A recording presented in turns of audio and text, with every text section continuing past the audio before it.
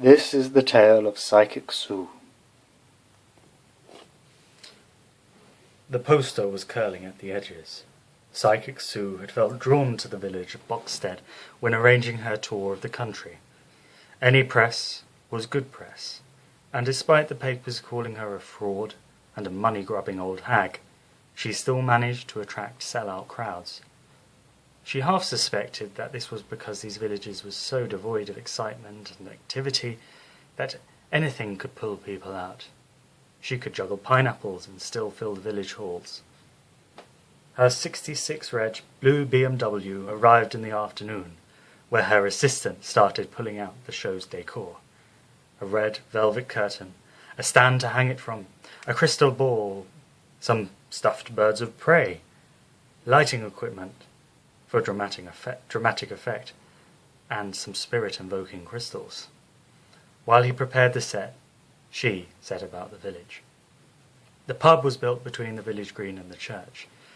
Heavy, lumbersome oak trees hung over the fringes of the green. The pub had dark Tudor beams and a thatched roof. There was some strong, foreboding energy in the building. Generations of unresolved differences lingered like the fog rolling across the parish. The building gave her the heebie-jeebies as she entered. "Pitcher of poison?" said the bald-headed landlord. She shook her head and said, "Just a lime and soda, please." "Nothing stronger?" "No, I find the alcohol addles my brain and I can't work." "Oh, you must be Psychic Sue." "Oh, that's me, Psychic Sue. Watch out or I'll put a curse on you. Now chop chop with that drink." The landlord snarled and hurriedly prepared the lady's beverage. "Thanks, love," she said, smiled half-heartedly and took a seat in the corner by the fire. She read a biography of the late great Michael the Oracle Schmeichel, one of her heroes as she grew up on the two down house on the banks of the Mersey. She spent so many bleak years as a child and had been determined to break out. Now she was a very successful showwoman and wanted everyone to know about it.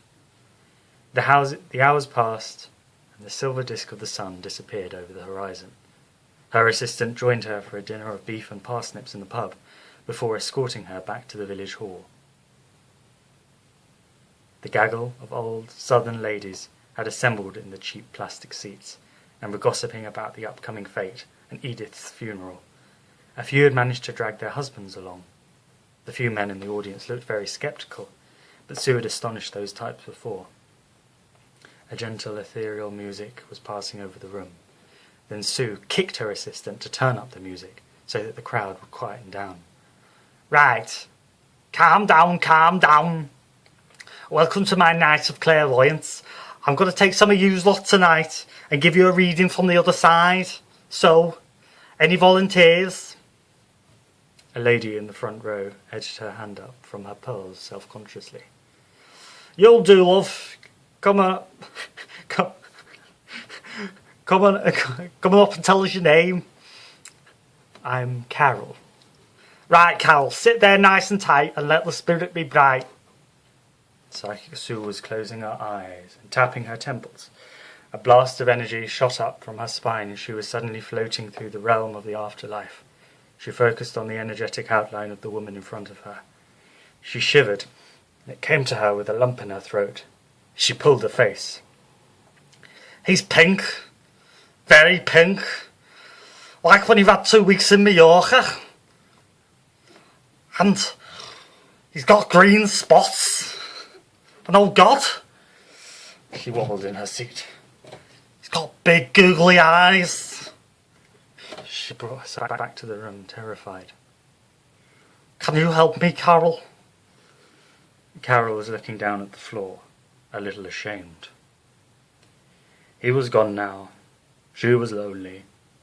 She really didn't want to say much in front of the women here, but this Liverpudlian lady seemed to be coaxing the truth out of her, whether Carol liked it or not. She blushed. "Well, it's my husband. Did it look like a person, Carol? It was like an alien. Carol clutched her pearls, still looking at the floor. He had a... She inhaled. Fetish. She shook after saying such a dirty word. A fetish for what, Carol? Trust me, I've seen a lot in my time. She couldn't believe she was saying this in front of all these people. She didn't want to, but this woman was very persuasive. I can tell it's bothering you, love. Get it out.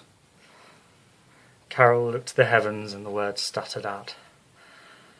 He liked dressing up as Mr. Blobby. The hall went into uproar. They always knew there was something strange about John when he'd been in the village. They were in hoots of laughter. Carol felt terribly ashamed, but she couldn't conceal a little giggle. Carol stared upwards. The things we do for the people we love. Oh, I see. Let me see if he's got a message for you. Sue jolted back in her seat. He wants you to know he loves you. And you'll always be his Mrs. Blobby. Carol laughed and cried and burst into a fit of hysterics before returning to her seat. Okay, there you go, sweet pea. I'm well made up for you. Who's next?